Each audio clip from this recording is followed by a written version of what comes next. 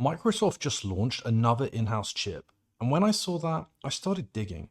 I wanted to answer the question, why are all the biggest tech companies building their own AI chips? And what does this actually mean for Nvidia? Here's what I found. Nvidia is miles ahead when it comes to training the most advanced AI models. That's not going to change anytime soon. But hyperscalers are staring at exploding AI costs. They're not happy paying Nvidia margins forever, so they're doing the obvious thing. They're keeping Nvidia for what only Nvidia can do, and they're building their own silicon for everything else. This is not a new idea. Apple showed the playbook in 2020 when it dropped Intel and shipped the M1. At the time, Intel was stuck on power-hungry x86 chips, trying to serve laptops, servers, and desktops with the same architecture. Apple had just spent a decade doing the opposite, designing ultra-efficient silicon for iPhones, tightly coupled to its software. So instead of waiting, Apple pulled that capability up into the max. I'm still using the M1 MacBook today to produce this video. Tesla followed a similar path. In 2019, it launched its first in-house full self-driving computer known as Hardware 3. This wasn't about performance for its own sake. Autonomy can't tolerate latency or a dropped connection. When a car is moving at highway speeds, inference has to happen locally, every time, not on some cloud server. One quick clarification before we go further.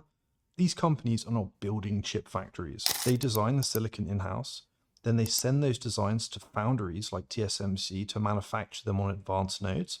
That's 5 nanometer, 3 nanometer, and soon maybe even below. Typically, the architecture is licensed. ARM is the most common one. The chip is optimized for a very specific workload, and the economics only make sense at massive scale. This is not something startups can copy. It only works when you're shipping out millions of devices or running AI workloads billions of times per day. Most hyperscalers aren't trying to replace Nvidia for training. The cost, complexity, and execution risks are just way too high.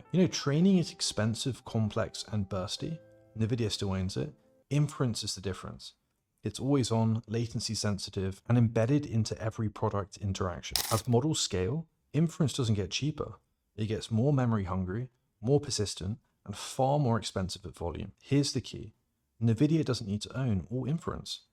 They only need to own the hardest, highest value slice. Everything else is where custom silicon starts to make sense. And this explains what you're about to see. Meta runs the same AI tasks billions of times a day, ranking feeds, placing ads, recommending reels.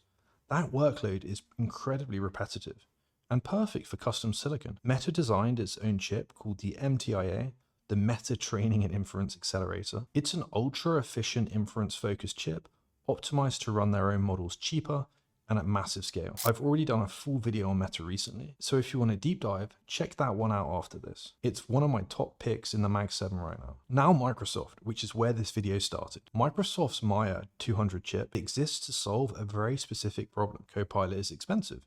Every Copilot query is inference. Every team summary, Outlook rewrite, or Excel prompt costs money. And MTIA 200 is optimized for the large language model inference at scale. Predictable workloads running Microsoft's own model inside Azure. Again, it's not trying to replace Nvidia for frontier training models. Microsoft is still buying massive amounts of Nvidia GPUs for that. MTIA is about lowering cost per query, reducing dependency risks, and avoiding supply bottlenecks. Amazon has actually been running this playbook for years now. Amazon Web Services built 2 chips for 2 specific jobs. Trainium for training, and Inferentia for inference. Who came up with these names?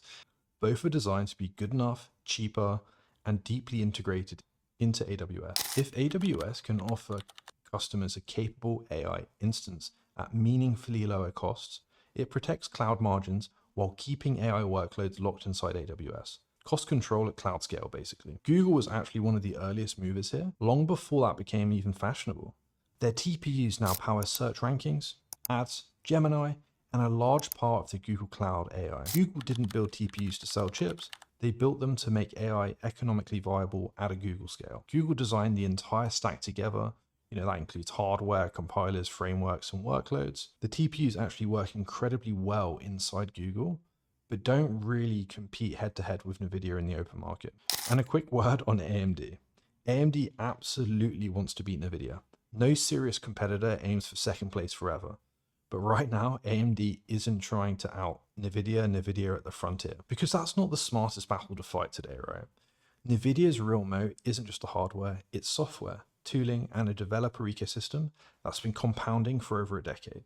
Trying to dislodge that head on would be expensive, slow, and pretty risky. AMD is playing a more rational game here. They're becoming the credible alternative for cloud providers who want leverage, for enterprise that don't want the vendor lock-in, for customers who care more about cost than absolute peak performance. AMD's hardware is already running in production at scale, including at OpenAI and also Oracle. So here's the big picture. Hyperscalers are trying to protect margins. Current estimates suggest AI hardware spend in 2020 could hit $400 to $600 billion.